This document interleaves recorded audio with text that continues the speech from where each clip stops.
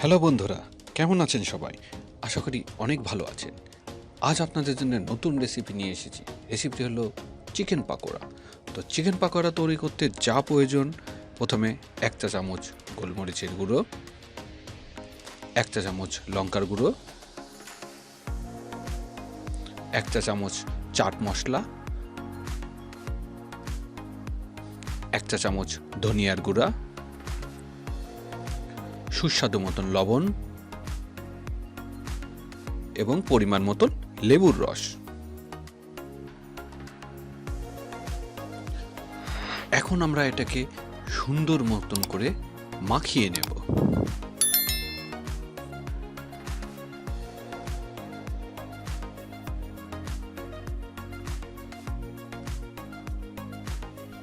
এখন আমাদের মশলাটি মাখানো হয়ে গেছে। আমরা এখন ১০ থেকে ১৫ মিনিট অপেক্ষা করব যাতে মশলাটি মাংসের মধ্যে মিশে যায়। ১০ থেকে ১৫ মিনিট অপেক্ষা করার পর আমাদের মাংস মাখানো চেহারাটা ঠিক এমন হয়েছে এবং পরবর্তীতে ধাপে আমরা এখন দেবো ১ চা চামচ হলুদের গুঁড়া, ২ চা চামচ আদা বাটা এবং রসুন, ৪ চা চামচ কর্নফ্লাওয়ার,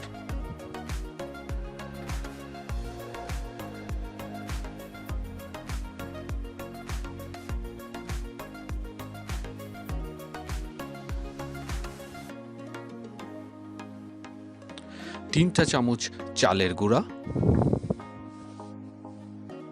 চালের গুঁড়াটা দিলে আপনার মচমচে হবে অনেক।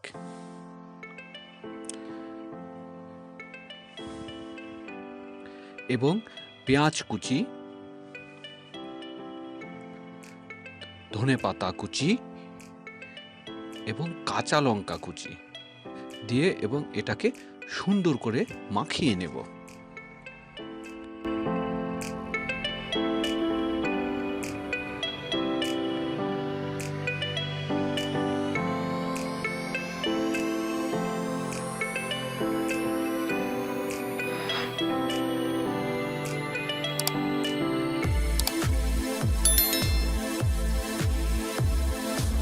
ফাইনালি আমাদের পেঁয়াজ, ধনিয়া পাতা এবং কাঁচা লঙ্কা দিয়ে মাখানো হয়ে গিয়েছে, যেটা লুক আপনারা এখন এমন দেখতে পাচ্ছেন। এখন আমরা পরবর্তীতে সেটা গরম তেলে ভেজে ফেলবো।